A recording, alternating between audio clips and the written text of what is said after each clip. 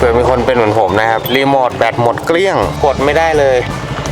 เห็นไหมไม่มีเสียงแล้วก็ถ้าใช้อันนี้ไขใช่ป่ะเปิดประตูมารถจะร้องให้คุณรีบเข้ารถมาเหยียบเอารีโมทจิ้ม